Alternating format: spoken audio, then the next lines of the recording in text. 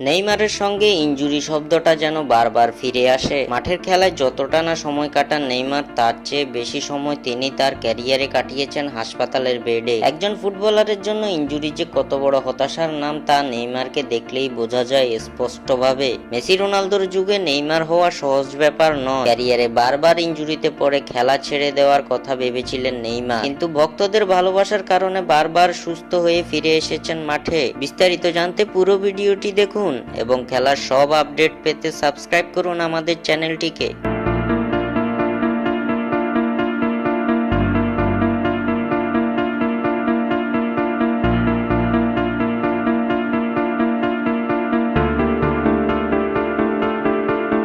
ব্রাজিলের নাম্বার 10 যেন ভক্তদের কাছে এক আবেগ এবং ভালোবাসার নাম। জাতীয় দলের হয়ে নেইমার জুনিয়র জিতেননি কোনো বড় শিরোপা, কিন্তু তাতে কি আর তার প্রতি ভক্তদের ভালোবাসা কমে গেছে? নেইমারের ক্যারিয়ারটাকে যেন এক অভিশপ্ত ক্যারিয়ার করে তুলেছে তার ইনজুরি। মাঠের খেলায় ফিরেন, ভালো খেলেন এবং আবার ইনজুরিতে পড়ে ছিটকে যান লম্বা সময়ের জন্য মাঠের বাইরে। বারবার ইনজুরির কবলে পড়তে থাকা ব্রাজিলিয়ান এই সুপারস্টার এবার নাকি ফুটবল খেলাটাই ছেড়ে দিতে চেয়েছেন। এত ভালো খেলেও যখন ব্যক্তিগত অর্জনের খাতা থাকে শূন্য, তখন একজন প্লেয়ারের মনস্তাত্ত্বিক শান্তিটাও যেন উধাও হয়ে যায়। নেইমারের সঙ্গেও ঘটেছে সেটা। ইনজুরি যেখানে বড় শত্রু হয়ে দাঁড়িয়েছে, সেখানে নিজের মানসিক শান্তিটাও হারিয়ে ফেলেছিলেন এই ব্রাজিলিয়ান, যার কারণে ফুটবলটাকে বিদায় বলে দিতে চেয়েছিলেন নেইমার জুনিয়র। কিন্তু এবার পুরো দমে প্রস্তুত নেইমার, পরিপূর্ণ সুস্থ হয়ে মাঠের খেলায় দেখাবেন এবং ভক্তদের ভালোবাসা দেবেন প্রতিদান। সম্প্রতি এক পোস্টে নেইমার জুনিয়র জানিয়েছেন, ইনজুরিতে পড়ার পর আমার অনেকগুলো খুবই কঠিন দিন গেছে। এমন অনেক দিন গেছে যখন মনে হয়েছে ফুটবল খেলাটাকে আমি ছেড়ে দেই,